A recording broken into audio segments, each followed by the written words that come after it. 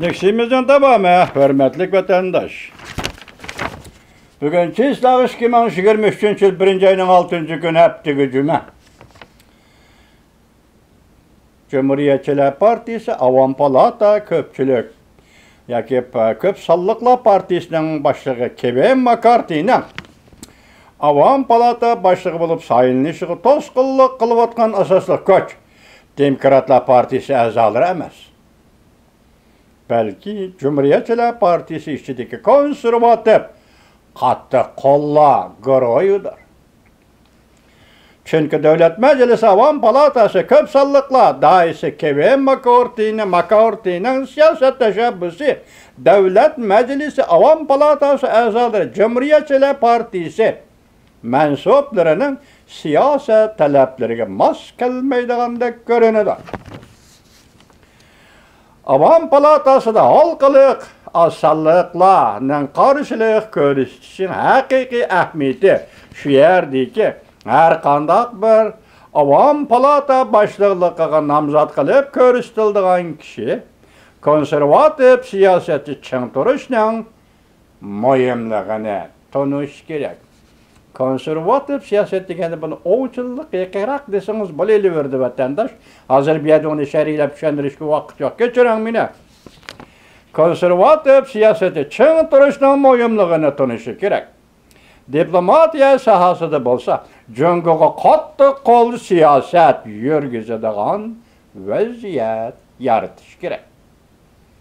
Tekrarlayma vatandaşım. Avam Palata başlıqlıqıға namzat qılıp görüştüldüğün kişiye konservatif siyaseti çın duruşunun mühimliğini tanışı gerek. Diplomatiya sahası da bolsa, cüngüge katı kol siyaset yürgüzediğin vaziyet yaratışı gerek. Yani dikkat kılın.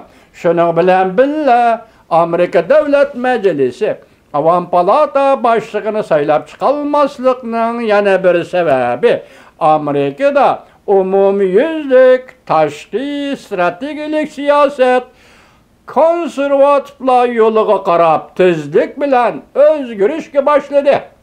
Yani başlayatqandak 10 yıllıqqa qarab tezlik bilen örleşke başladı.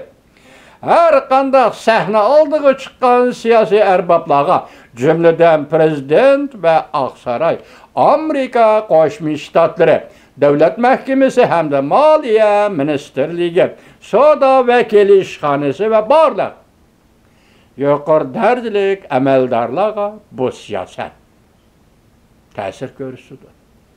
Konservatiflik siyaset təsir görürsüdür. Onçıllık yüzlənген siyaset yuqar əməldarlarga təsir görürsüdür. Ve bulanı tuydurmayı özgertidir.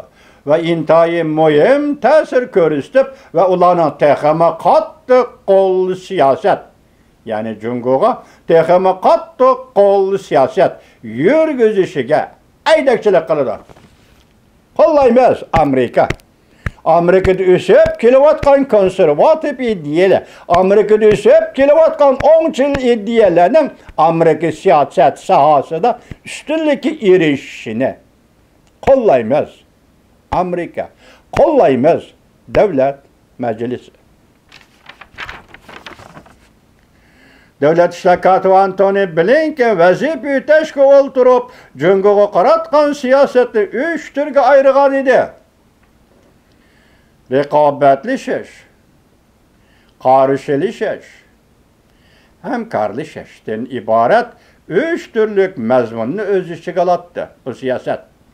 Bir qatar diplomatik münasebetler uçuruşudan keyin karşılaşış diplomatik ibarlarda suslaşışa başladı. Bunun ornuğa iki devlet oturuşu rekabetleşiş önümlük başkuruş degan söz ibare o'ttirg'i chiqdi. Rekabetni to'qinishga aylantirmaslik shubhasizki navbatda raqobat va qarshilish ikki taraf Amerika Cumhuriyeti munosabatlari kategoriyasida doimiy holatlik harakat mazmuniga aylanadi. Yani bir taraftan hükümet katlamında kastan suslaştırılgan bolsa mı? Lekin tokonuş, karşılaşış amilleri Amerika Cungo münasebetiga baştan ahir agishib geldi.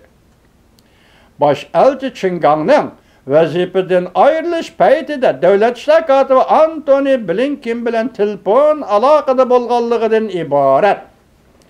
Kayfiyatdan qaraganda iki devlet münasebetini qandaq tangpanglaştırış bugün fakat şula eşip kaldı.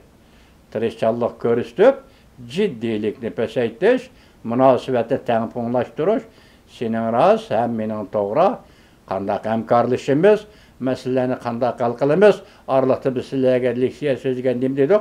Amerika Cumhuriyeti xizmat gruppasi degan bir gap og'zimizdan chiqdi vatandosh. Bu da şu iş Devlet İşler katibi Antony Blinken Cumhuriyetini ziyaret kılgan yana o'ttirib chiqamdi qandaq bunun qaraymiz.